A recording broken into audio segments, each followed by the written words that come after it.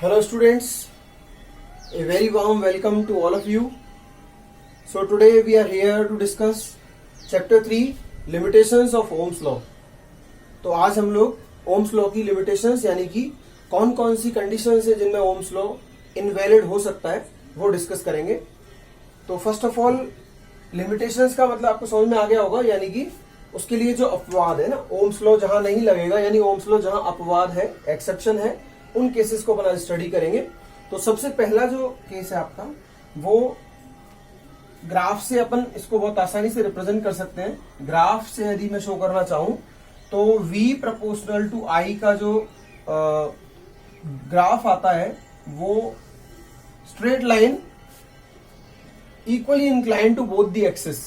ठीक है ना, आपको मालूम है V और I दोनों से बराबर इंक्लाइनेशन या बराबर एंगल पर 45 डिग्री पे ये एंगल ये बनता है ग्राफ. तो ये V प्रोपोर्शनल टू I का जो है ग्राफ बनता है. लेकिन इस केस में अगर आगे किसी कंडीशन में जाकर के अगर ये ग्राफ स्ट्रेट लाइन ना रह के किसी कारण से एक कर्व के फॉर्म में आ जाए, ठीक है, या तो कॉनकेव अपवर्ड या कॉनकेव डाउनवर्ड किसी भी तरह से आ जाए, तो इस कंडीशन में अपन बोलेंगे आगे V और I की प्रोपोर्शनैलिटी होल्ड नहीं कर रही है, यानी कि यहाँ पे ओम्स लॉ इनवैलिड हो जाता है. ठीक है, अपन कैसे लिख सकते हैं, इस रीजन में V not proportional to I. तो ये आपका जो है वो एक्सेप्शन हो जाता है. और ये जनरली किसी भी रीजन से हो सकता है, इसका कोई it is a general case. तो अगर ऐसा हो गया तो ये वाला इनवैलिड हो जाएगा. तो ये फर्स्ट केस आपका हो जाएगा where V is not proportional to I. ठीक है, यहां पे ओम्स लॉ इनवैलिड हो जाएगा. सेकेंड केस जो आपका अपन लेंगे, सेकेंड केस जो है वो आपका आएगा डायोड के लिए. ठीक है, DIOD, डायोड आप जानते हो. Diode is a semiconductor device जो सेमीकंडक्टिंग मटेरियल्स से सिलिकॉन और जर्मेनियम वगैरह मेटालॉइड से बनाया जाता है. तो डायोड एक ऐसा डिवाइस है जिसके लिए अगर मैं ग्राफ ड्रॉ करूं, ये आपका फर्स्ट केस का ग्राफ था, केस 1. लेकिन सेकेंड केस का अगर मैं ग्राफ ड्रॉ करूं डायोड का, तो हमको ये जानकारी मिलेगी, ये देखने को मिलेगा इस केस में कि स्टार्टिंग में जो वैल्यूज आपकी आती हैं वोल्टेज और करंट की, वो इस तरह से इंक्रीज होती हैं. ठीक है, लेकिन ये वैल्यूज स्ट्रेट लाइन में भी V proportional to I straight line graph भी नहीं आ रहा है, कर्व है. और इसके अलावा अगर मैं बैकवर्ड में इसका वैल्यू लेते हैं, सपोज अगर मैं इस एक्सिस पे वोल्टेज लेता हूं और इस एक्सिस पे करंट लेता हूं, तो वोल्टेज की नेगेटिव वैल्यूज के लिए जो करंट की वैल्यू आएगी, वोल्टेज की नेगेटिव वैल्यू के लिए जो करंट की वैल्यू आएगी वो कुछ इस तरह से आएगी. तो ये दोनों ही साइड्स में अपन को दिखाई दे रहा है कि V proportional to I hold नहीं कर रहा. तो ये केस जो डायोड का होगा वो भी क्या हो जाएगा आपका, वो भी. और ये और इसमें इंपॉर्टेंट चीजें नोट करने वाली है कि अगर इस जगह अपन बात करें करंट अगर मिली एम्पियर्स में अपन ले रहे हैं, तो यहाँ जो करंट है वो बहुत ही नेग्लिजिबल आएगा, यानी कि माइक्रो एम्पियर के ऑर्डर का होगा. तो वोल्टेज अगर आप पॉजिटिव में 1, 2, 3 वोल्ट इस तरह बढ़ा रहे हो, तो वही वैल्यू जो करंट की यहां मिली है वही वैल्यू अपोजिट डायरेक्शन में -1 वोल्ट, -2 वोल्ट और -3 वोल्ट पे आनी चाहिए. बट ये वैल्यू नहीं आ रही है मिली एम्पियर्स में, ये वैल्यू माइक्रो एम्पियर में आ रही है. तो अपन ये कह सकते हैं कि ओम्स लॉ यहां पर इनवैलिड हो जाएगा. थर्ड केस जो आपका आएगा, थर्ड केस जो है वो है गैलियम आर्सेनाइड एलॉय का. ठीक है, गैलियम आर्सेनाइड एलॉय बोलते हैं अपन इसको. ठीक है, क्या है ये gallium arsenide alloy? It is an alloy made up of 2 metals, that is gallium and arsenic. ठीक है, इन दोनों को अपन यूज करके गैलियम और आर्सेनिक को यूज करके एलॉय बनाते हैं. तो इस केस में जो वैल्यूज हम ऑब्टेन करते हैं वो मैं आपको, ये केस सेकेंड था आपका, अब मैं ग्राफ 3 या केस थर्ड के जरिए मैं इस चीज को समझाने की कोशिश करूंगा आपको. तो ग्राफ 3 जो मेरा आएगा वो इस तरह से आएगा. अगर मैं लेता हूं इस एक्सिस पे आपकी करंट की वैल्यू और इस एक्सिस पे वोल्टेज की वैल्यू यदि मैं लेता हूं, तो इस कंडीशन में as soon as we are increasing the voltage you will get a particular value of current. Starting में एक निश्चित वोल्टेज के लिए एक निश्चित करंट की वैल्यू आएगी, but as soon as you are increasing the voltage then after some time this straight line will become curved region, then it curves downward and reaches to a lower value at a different voltage. ठीक है, तो मैं मान लेता हूं कि आपकी इस पॉइंट पर अगर कोई वैल्यू V1 वोल्टेज पर, मान लेता हूं मैं V1 वोल्टेज पे आपकी करंट की वैल्यू I0 आ रही है, तो आप ध्यान से देखिएगा, इसी वैल्यू ऑफ करंट के लिए जो है वो किसी दूसरा वोल्टेज को भी लिया जा सकता है। मैं दोबारा बोल रहा हूं इस चीज को, दो डिफरेंट वैल्यूज है ना, for two different values of voltage we are having the same current I0। दो अलग अलग वोल्टेजेस की वैल्यू पर भी सेम करंट मिल रहा है, but this is not in the case of Ohm's law. Ohm's law ये कहता है कि अगर वोल्टेज की वैल्यू हम बढ़ा रहे हैं तो करंट भी हमारा और बढ़ना चाहिए। अगर फर्स्ट V1 वोल्टेज पर करंट I0 है तो बढ़े हुए वोल्टेज V2 पर करंट I0 से ज्यादा आना चाहिए, which is not the case here. तो ये वाला जो है ओम्स लॉ इनवैलिड हो जाएगा, इस केस में भी एक्सेप्शन है ये ओम्स लॉ का।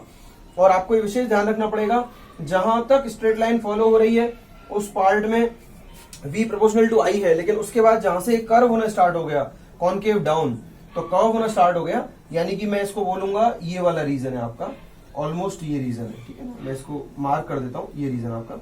इस रीजन को अपन क्या बोलते हैं, इसको नॉन लीनियर रीजन कहते हैं, नॉन लीनियर रीजन। उसके आगे का जो पोर्शन होगा वो नॉन लीनियर तो है ही है, साथ में ये अपोजिट जो है रूल फॉलो कर रहा है, यानी कि वोल्टेज बढ़ाने से करंट कम हो रहा है, यानी कि ओम्स लॉ का जस्ट अपोजिट हो गया। तो इसीलिए इस रीजन को हम नेगेटिव रेजिस्टेंस रीजन कहते हैं, नेगेटिव रेजिस्टेंस। अब नेगेटिव रेजिस्टेंस क्यों कहा जाता है, इसका रीजन भी आप समझ लो। हमने ओम्स लॉ में पढ़ा था V इक्वल्स टू IR होता है, यानी कि अगर अपन V की वैल्यू I की वैल्यू बढ़ा रहे हैं तो V भी बढ़ेगा, या V बढ़ा रहे हैं तो I भी बढ़ेगा। लेकिन इस केस में V बढ़ाने पर क्या हो रहा है, I की वैल्यू कम हो रही है, डाउन हो रही है। ये कब हो सकता है, जब R की वैल्यू नेगेटिव हो, ठीक है, क्योंकि यहां पे आगे माइनस लगाओ। तो इसको अपन इस तरह से लिख सकते हैं, it is just like this situation. ये इस तरह से है कि अगर आप यहाँ पे साफ दिख रहा है ये माइनस वैल्यू है, तो I की वैल्यू जैसे जैसे आप घटाओगे, तो माइनस में वैल्यू घटाने का मतलब है वैल्यू अपन बढ़ा रहे हैं, तो वोल्टेज जो है वो बढ़ जाएगा। आई होप ये क्लियर हो गई होगी बात। अपन क्या कर रहे हैं, करंट की वैल्यू को अगर अपन घटा रहे हैं तो ये आगे माइनस लगा हुआ है, इसका मतलब माइनस में अगर किसी चीज को कम करते हैं तो रिजल्ट जो है वो बढ़ता है, तो रिजल्टेंट पोटेंशियल क्या होगा, बढ़ेगा। तो करंट कम कर रहे हैं तो वोल्टेज बढ़ रही है, तो इसको अपन इसलिए नेगेटिव रेजिस्टेंस रीजन कहेंगे, ये रीजन नेगेटिव रेजिस्टेंस रीजन हो जाएगा। आई होप ये आपको क्लियर हो गया होगा। उसके बाद ये 3 केसेस हैं जिनमें हमारा ओम्स लॉ इनवैलिड हो जाता है, ठीक है। अच्छे से इसको स्टडी कर लीजिए, ये मोस्ट जनरल केस है, ऐसा किसी भी सिचुएशन में हो सकता है, ठीक है। फॉर एग्जांपल टेम्परेचर बढ़ने के कारण या और किसी फैक्टर से ऐसा पॉसिबल है कि एक पर्टिकुलर करंट या वोल्टेज के बाद या पर्टिकुलर टेम्परेचर के बाद ये ओम्स लॉ को फॉलो करना बंद कर दे। और ये वाला केस जो है वो पर्टिकुलर है डायोड के लिए, and this is also particular case for gallium arsenide alloy, ठीक है। ये मैंने आपको क्लियर बता दिया, ये आपको समझ में आ गया होगा आई थिंक। तो इसमें हम जो डिस्कस कर रहे हैं, इसके बाद जो आपका नेक्स्ट टॉपिक है वो रेजिस्टिविटी ऑफ वेरियस मटेरियल्स। ये नेक्स्ट टॉपिक आपका है रेजिस्टिविटी ऑफ वेरियस मटेरियल्स, ठीक है। तो मैं इसको एक बार डिस्कस कर लेता हूं आपसे। What is the meaning of resistivity, क्या होता है रेजिस्टिविटी, आप जानते हो रेजिस्टिविटी का मतलब क्या होता है? आई होप ये सब जानते होंगे क्योंकि पिछले टॉपिक्स में पढ़ चुके हैं अपन। रेजिस्टिविटी जो होती है, resistivity it is the ability to resistance, offer the resistance to current.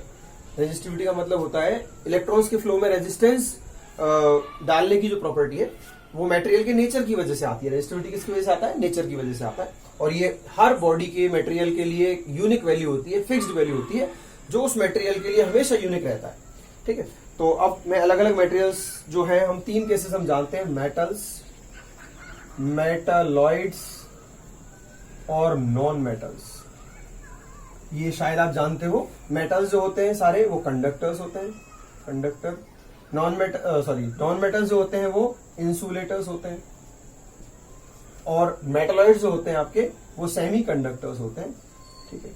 तो अब रेजिस्टिविटी की यदि मैं बात करूंगा तो इंसुलेटर्स के अंदर, नॉन मेटल्स के अंदर रेजिस्टेंस बहुत हाई होता है, इसलिए इसको अपन इंसुलेटर कहते हैं। और इसके अंदर रेजिस्टिविटी की वैल्यू बहुत ज्यादा आती है, रेजिस्टिविटी की वैल्यू वेरी वेरी हाई।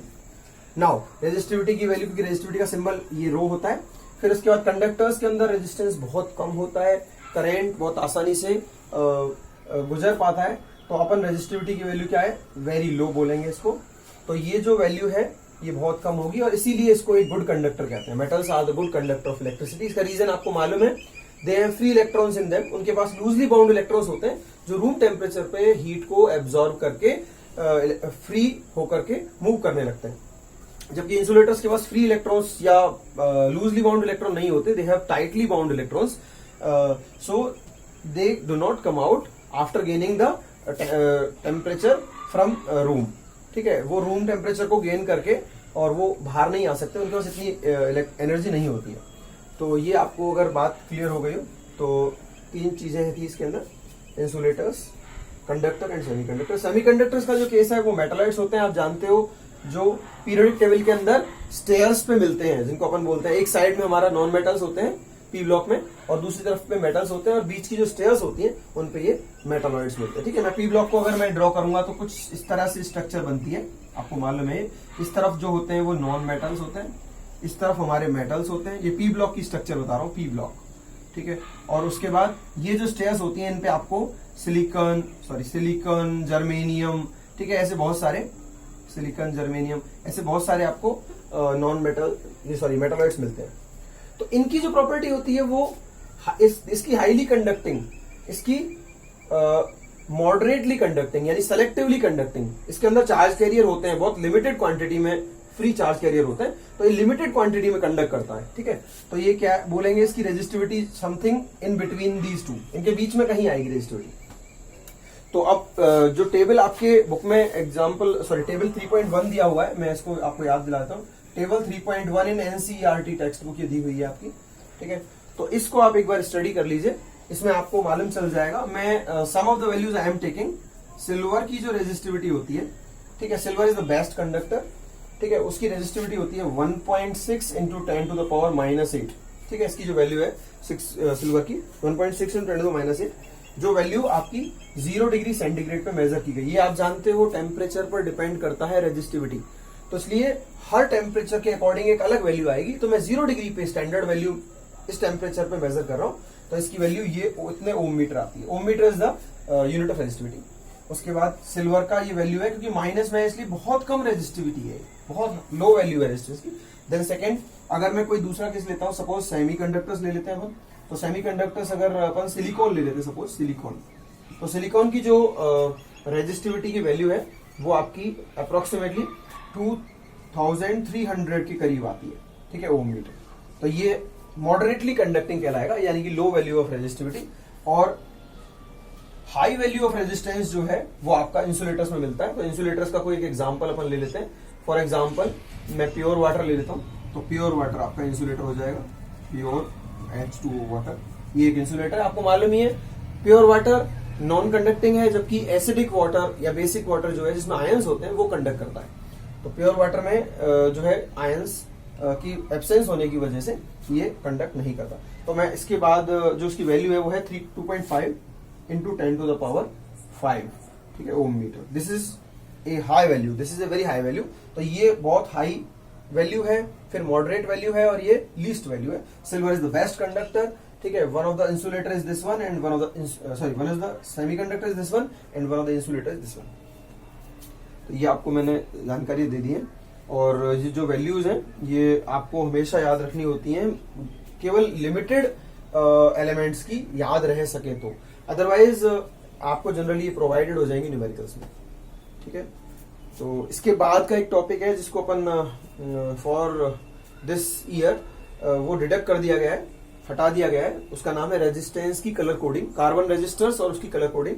तो उस टॉपिक को मैं अभी फिलहाल के लिए नहीं ले रहा, उसको अपन नेक्स्ट टाइम कभी जरूरत होगी, रिक्वायरमेंट होगी तो ले लेंगे। तो नेक्स्ट टॉपिक हमारा जो है वो नेक्स्ट लेक्चर में देखेंगे। Till then, thank you very much, have a nice day, study well, okay.